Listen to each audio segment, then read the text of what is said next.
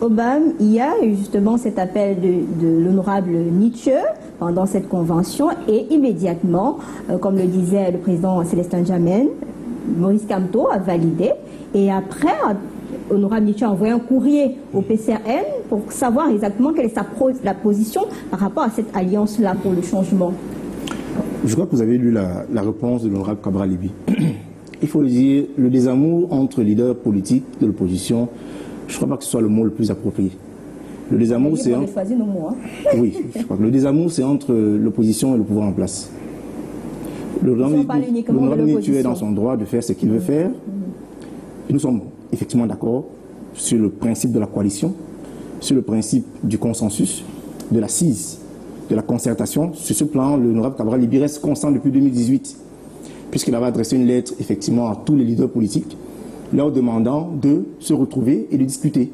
Donc de 2018 à 2025, nous restons constants. Alors, ce que l'honorable Nietzsche a fait, c'est dans son registre, ce que nous respectons. Dans la circulaire, dans la note publiée par l'honorable Cabral Libby, il a pris acte.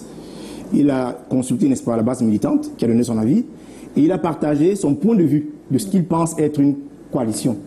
Parce qu'il ne faut pas confondre le ralliement à une personne et la coalition.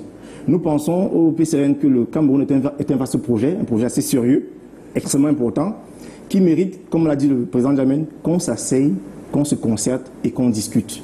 Le choix de la personne, le choix du messie politique ou du messie du changement n'est pas approprié en ce temps. On a en face de nous un régime qui a 40 ans de pouvoir, extrêmement enraciné, 40 ans de gabégie, 40 ans de... On n'est pas ici pour faire le bilan de l'opposition, parce qu'il n'y a personne pour répondre sur ce plan. La question des amours, pour moi, je me dis, nous sommes dans un processus. Il a fait un premier pas, nous l'avons accueilli, nous lui avons répondu en lui disant, nous sommes ouverts aux débats, nous sommes ouverts aux échanges, et nous allons voir comment travailler ensemble. De toute façon, ce qui est sûr, de toute façon, les approches peuvent être différentes, mais l'idée reste... Pour vous relancer avant d'aller voir Mars, l'honorable Nietzsche a signifié dans son courrier de réponse à Cabral Libby qu'il le courrier n'avait pas été destiné au public. C'était une affaire entre les deux. Et du coup, c'est devenu un ping-pong entre ces deux personnalités, ces deux leaders de l'opposition au Cameroun. Et du coup, le personnage lambda se pose des questions.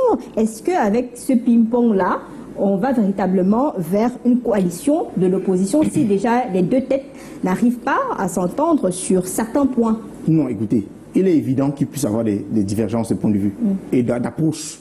L'honorable Nicolas a son approche à lui, on la lui concède.